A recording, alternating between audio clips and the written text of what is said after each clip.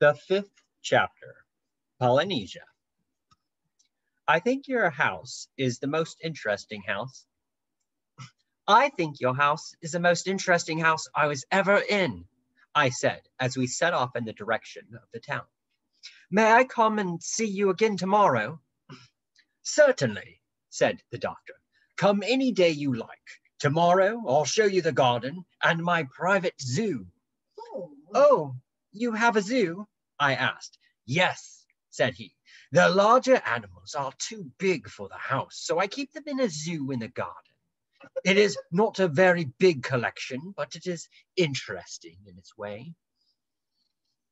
It must be splendid, I said, to be able to talk all the languages of the different animals. Do you think I could ever learn to do it?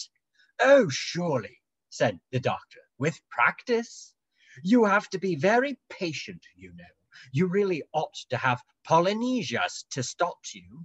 It was she who gave me my first lessons. Who is Polynesia? I asked. Polynesia was a West African parrot I had. She isn't with me any more now, said the doctor sadly. Why, is she dead? Oh, no, said the doctor. She is still living, I hope. But when we reached Africa, she seemed so glad to get back to her own country. She wept for joy. And when the time came for me to come back here, I had not the heart to take her away from that sunny land. Although it is true she did offer to come, I left her in Africa. Ah, well, I have missed her terribly. She wept again when we left, but I think I did the right thing. She was one of the best friends I ever had. It was she who first gave me the idea of learning the animal languages and becoming an animal doctor. I often wonder if she remained happy in Africa and whether I shall ever see her funny old solemn face again. Good old Polynesia, a most extraordinary bird. Well, well. Just at that moment, we heard the noise of someone running behind us, and turning round, we saw Jip the dog rushing down the road after us as fast as his legs could bring him. He seemed very excited about something, and as soon as he came up to us, he started barking and whining to the doctor in a peculiar way. Then the doctor, too, seemed to get all worked up and began talking and making queer signs to the dog. At length he turned to me, his face shining with happiness. Polynesia has come back, he cried. Imagine it. Jip says she just arrived at the house. My, and it's 5 years since I saw her. Excuse me a minute. He turned as if to go back home, but the parrot, Polynesia, was already flying towards us. The doctor clapped his hands like a child getting a new toy, while the swarm of sparrows in the roadway fluttered, gossiping, up onto the fences, highly scandalized to see a gray and scarlet parrot skimming down an English lane. On she came, straight on to the doctor's shoulder, where she immediately began talking a steady stream in a language I could not understand. She seemed to have a terrible lot to say, and very soon the doctor had forgotten all about me and my squirrel and Jip and everything else, till at length the bird clearly asked him something about me. Oh, excuse me, Stubbins, said the doctor. I was so interested listening to my old friend here. We must get on and see this squirrel of yours. Polynesia, this is Thomas Stubbins.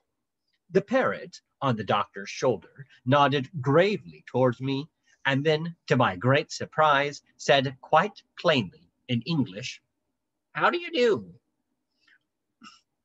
I remember the night you were born. It was a terribly cold winter. You were a very ugly baby. Stubbins is anxious to learn animal language, said the doctor.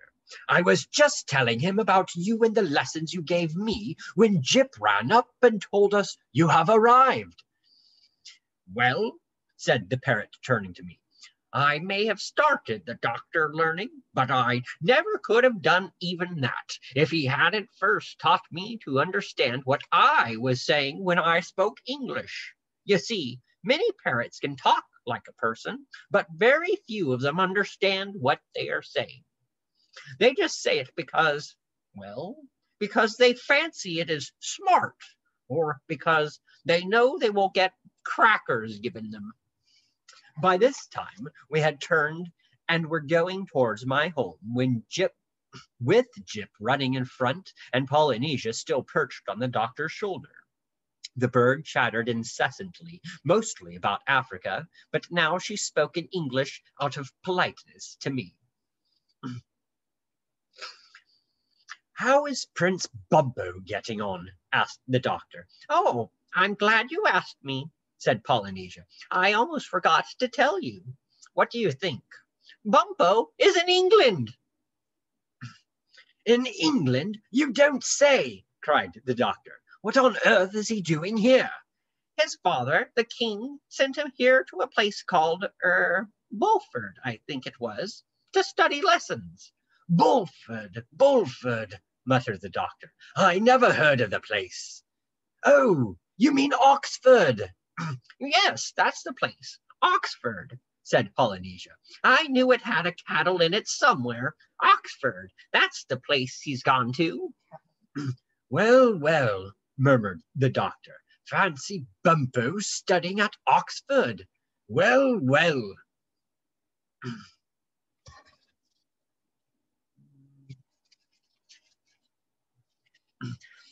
There were great doings in Jolliginki when he left. He was scared to death to come. He was the first man from that country to go abroad. He thought he was going to be eaten by white cannibals or something. You know what those people are, the ignorance. Well, but his father made him come. He said that all the black kings were sending their sons to Oxford now. It was the fashion, and he would have to go. Bumpo wanted to bring his 6 wives with him, but the king wouldn't let him do that either. Poor Bumpo went off in tears, and everybody in the palace was crying too. You never heard such a hullabaloo. Do you know if he ever went back in search of the Sleeping Beauty? Asked the doctor. Oh, yes, said Polynesia, the day after you left, and a good thing for him he did. The king got to know about his helping you to escape, and he was dreadfully wild about it. And the Sleeping Beauty, did he ever find her? Well, he brought back something which he said was the Sleeping Beauty. Myself, I think it was an albino gal. She had red hair and the biggest feet you ever saw. But Bumpo was no end pleased with her and finally married her amid great rejoicings. The feastings lasted 7 days. She became his chief wife and is now known out there as the Crown Princess Bumpa. You accent the last syllable. And tell me, did he remain white? Only for about 3 months, said the parrot. After that, his face slowly returned to its natural color. It was just as well. He was so conspicuous in his bathing suit the way he was, with his face white and the rest of him black. And how is Chi-Chi getting on?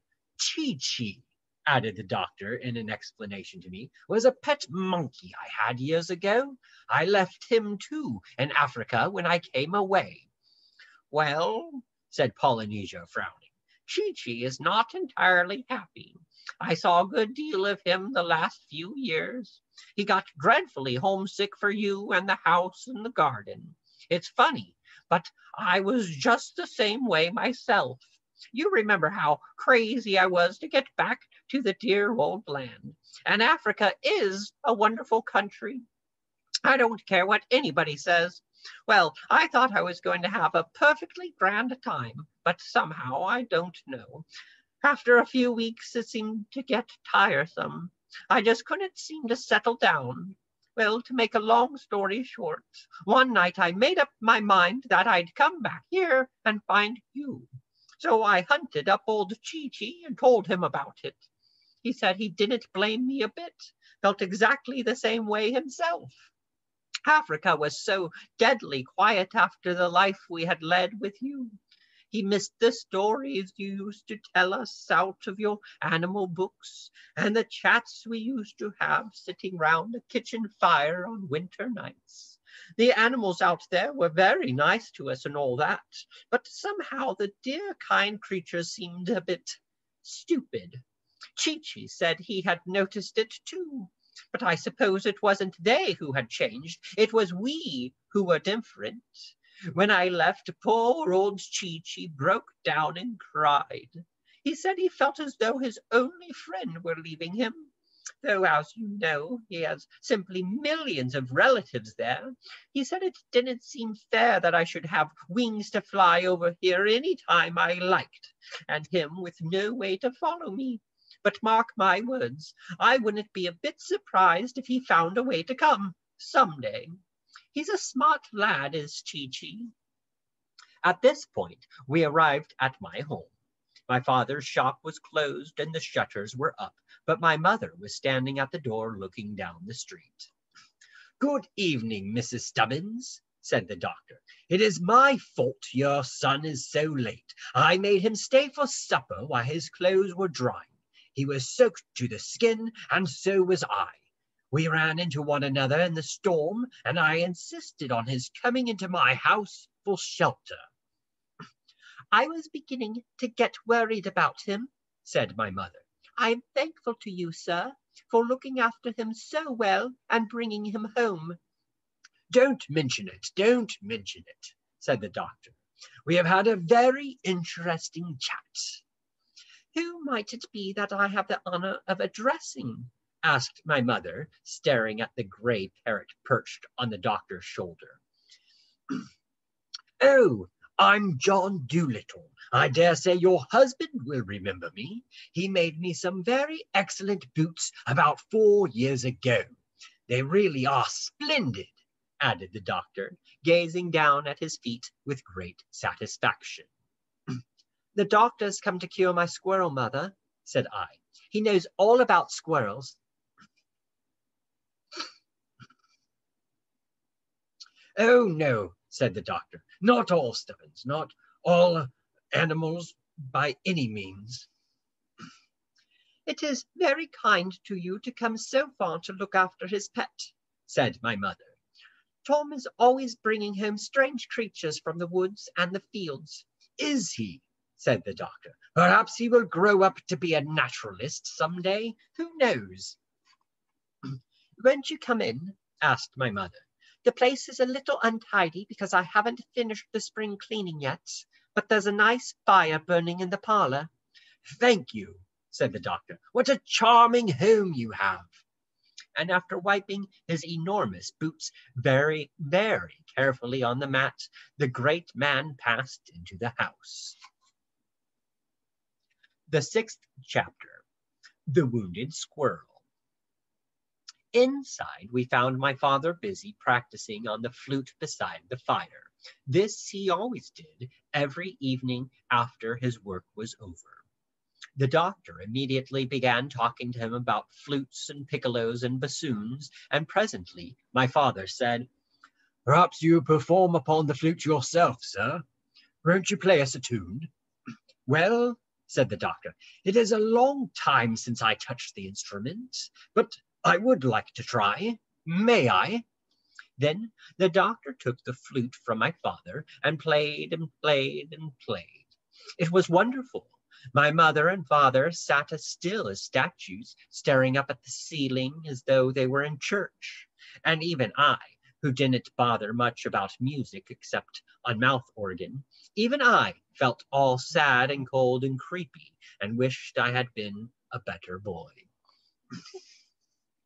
"Oh, I think that was just beautiful," sighed my mother, when at length the doctor stopped. "You are a great musician, sir," said my father. "A very great musician. Won't you please play us something else?"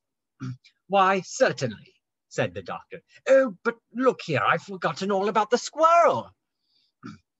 "I'll show him to you," I said. "He's upstairs in my room." So I led the doctor to my bedroom at the top of the house and showed him the squirrel in the packing case filled with straw. The animal, who had always seemed very much afraid of me, though I had tried to make him feel at home, sat up at once when the doctor came into the room and started to chatter. The doctor chattered back in the same way, and the squirrel, when he was lifted up to have his leg examined, appeared to be rather pleased than frightened. I held a candle while the doctor tied the leg up in what he called splints, which he made out of matchsticks with his penknife. "I think you will find that his leg will get better now in a very short time," said the doctor, closing up his bag. "Don't let him run about for at least 2 weeks yet, but keep him in the open air and cover him up with dry leaves if the nights get cool. He tells me he's rather lonely here all by himself, and is wondering how his wife and children are getting on. I have assured him you are a man to be trusted, and I will send a squirrel who lives in my garden to find out how his family are and to bring him news of them. He must be kept cheerful at all costs. Squirrels are naturally a very cheerful, active race. It is very hard for them to lie still doing nothing. But you needn't worry about him. He will be all right." Then we went back again to the parlor, and my mother and father kept him playing the flute till after 10 o'clock. Although my parents both liked the doctor tremendously from the first moment that they saw him, and were very proud to have him come by and play to us, for we were really terribly poor, they did not realize then what a truly great man he was one day to become. Of course now, when almost everybody in the whole world has heard about Dr. Dolittle and his books, if you were to go to that little house in Puddleby where my father had his cobbler's shop, you would see, set in the wall over the old-fashioned door, a stone with writing on it which says, "John Dolittle, the famous naturalist, played the flute in this house in the year 1839. I often look back upon that night long, long ago, and if I close my eyes and think hard, I can see that parlor just as it was then. A funny little man in coat-tails, with a round, kind face, playing away on the flute in front of the fire. My mother on one side of him and my father on the other, holding their breath and listening with their eyes shut. Myself with Jip squatting on the carpet at his feet, staring into the coals, and Polynesia perched on the mantelpiece beside his shabby high hat, gravely swinging her head from side to side in time to the music. I see it all, just as though it were before me now. And then I remember how, after we had seen the doctor out at the front door, we all came back into the parlor and talked about him till it was still later. And even after I did go to bed, I had never stayed up so late in my life before. I dreamed about him and a band of strange, clever animals that played flutes and fiddles and drums the whole night through. The 7th chapter, Shellfish Talk. The next morning, although I had gone to bed so late the night before, I was up frightfully early. The first sparrows were just beginning to chirp sleepily on the slates outside my attic window when I jumped out of bed and scrambled into my clothes. I could hardly wait to get back to the little house with the big garden to see the doctor and his private zoo. For the first time in my life, I forgot all about breakfast, and creeping down the stairs on tiptoe, so as not to wake my mother and father, I opened the front door and popped out into the empty, silent street. When I got to the doctor's gate, I suddenly thought that perhaps it was too early to call on anyone, and I began to wonder if the doctor would be up yet. I looked into the garden. No one seemed to be about, so I opened the gate quietly and went inside. As I turned to the left to go down a path between some hedges, I heard a voice quite close to me saying, "Good morning, how early you are." I turned around, and there, sitting on the top of a private hedge, was the gray parrot Polynesia. Good morning, I said. I suppose I am rather early. Is the doctor still in bed? Oh, no, said Polynesia. He has been up an hour and a half. You'll find him in the house somewhere. The front door is open. Just push it and go in. He is sure to be in the kitchen cooking breakfast or working in his study. Walk right in. I'm waiting to see the sun rise. But upon my word, I believe it's forgotten to rise. It is an awful climate, this. Now, if we were in Africa, the world would be blazing with sunlight at this hour of the morning. Just see that mist rolling over those cabbages. It is enough to give you rheumatism to look at it. Beastly climate, beastly. Really, I don't know why anything but frogs ever stay in England. Well, don't let me keep you. Run along and see the doctor. Thank you, I said. I'll go and look for him. When I opened the front door, I could smell bacon frying, so I made my way to the kitchen. There I discovered a large kettle boiling away over the fire and some bacon and eggs in a dish upon the hearth. It seemed to me that the bacon was getting all dried up with the heat, so I pulled the little dish a little further away from the fire and went on through the house looking for the doctor. I found him at last in the study. I did not know then that it was called the study. It was certainly a very interesting room, with telescopes and microscopes and all sorts of other strange things which I did not understand about, but wished I did. Hanging on the walls were pictures of animals and fishes and strange plants and collections of birds' eggs and seashells in glass cases. The doctor was standing at the main table in his dressing gown. At first, I thought he was washing his face. He had a square glass box before him full of water. He was holding one ear under the water while he covered the other with his left hand. As I came in, he stood up. "Good morning, Stubbins," said he. "Going to be a nice day, don't you think? I've just been listening to the whiff-waff, but he is very disappointing. Very." "Why?" I said. "Didn't you find that he has any language at all?" "Oh, yes," said the doctor. "He has a language, but it is such a poor language. Only a few words like yes and no, hot and cold. That's all he can say. It's very disappointing. You see, he really belongs to two different families of fishes.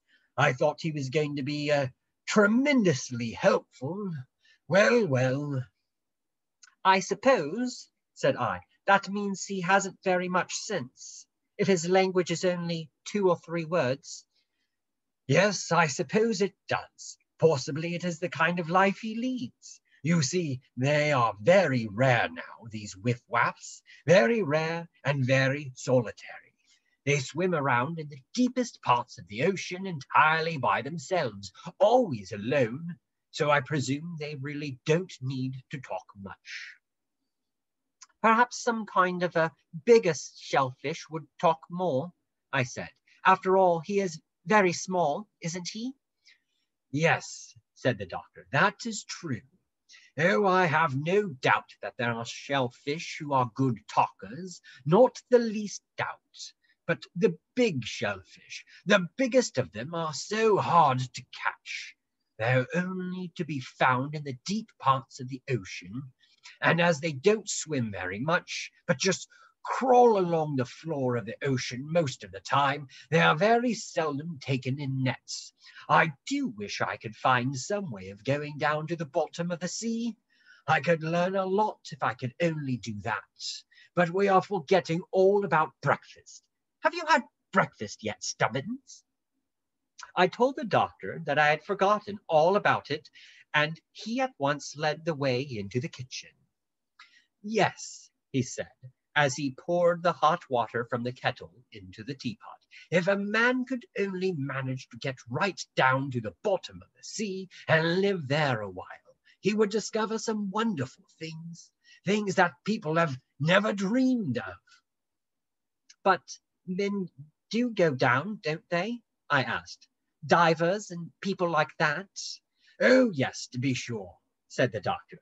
Divers go down. I've been down myself in a diving suit, for that matter.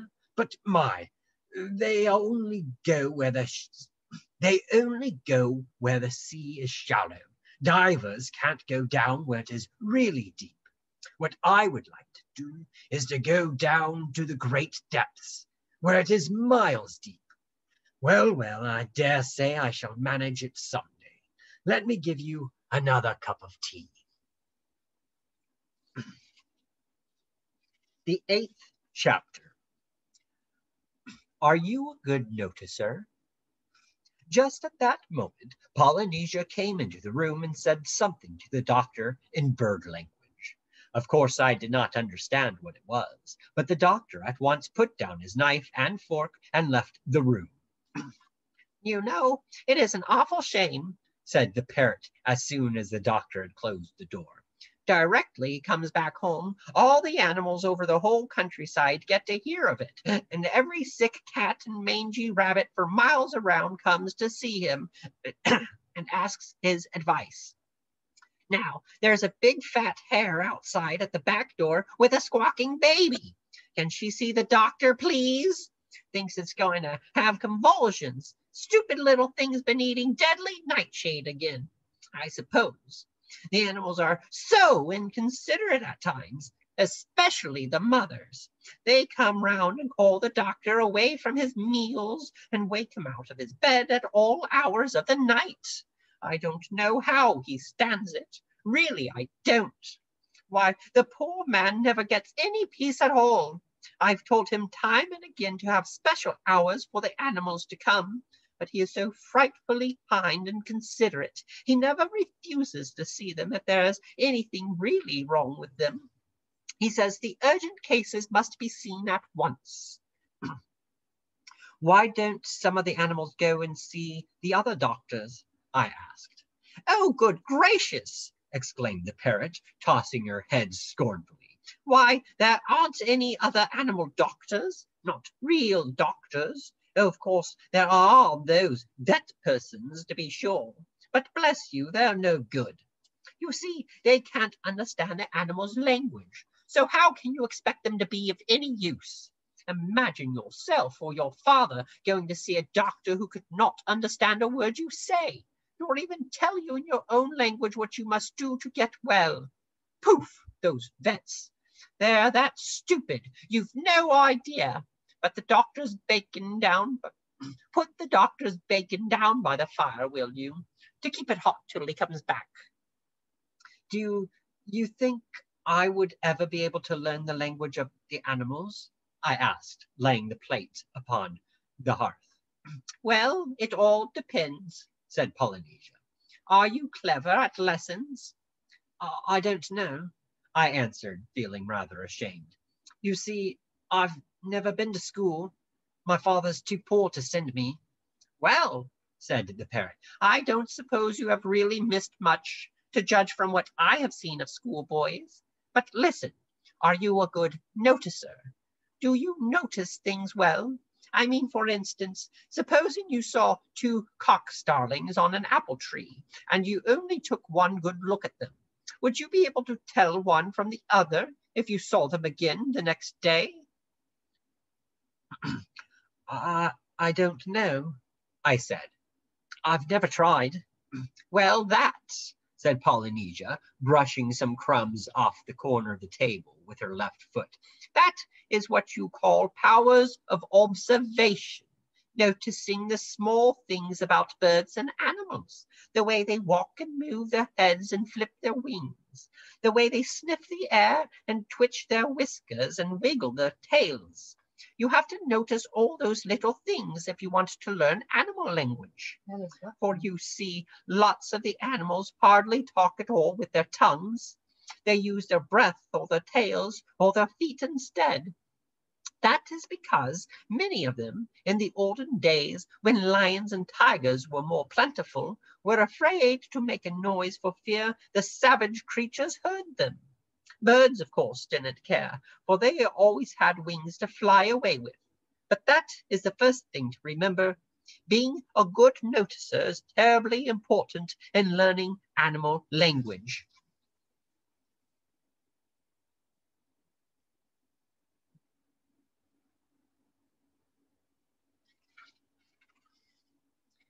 Sounds pretty hard, I said. You'll have to be very patient, said Polynesia. It takes a long time to say even a few words properly. But if you come here often, I'll give you a few lessons myself. And once you get started, you'll be surprised how fast you get on. It would indeed be a good thing if you could learn, because then you could do some of the work for the doctor. I mean, the easier work, like bandaging and giving pills. Yes, that's a good idea of mine. 'Twould be a great thing if the poor man could get some help and some rest. It is a scandal the way he works. I see no reason why he shouldn't be able to help him a great deal. That is, if you are really interested in animals. Oh, I'd love that, I cried. Do you think the doctor would let me? Certainly, said Polynesia, as soon as you have learned something about doctoring. I'll speak of it to him myself. Shh, I hear him coming. Quick, bring his bacon back onto the table.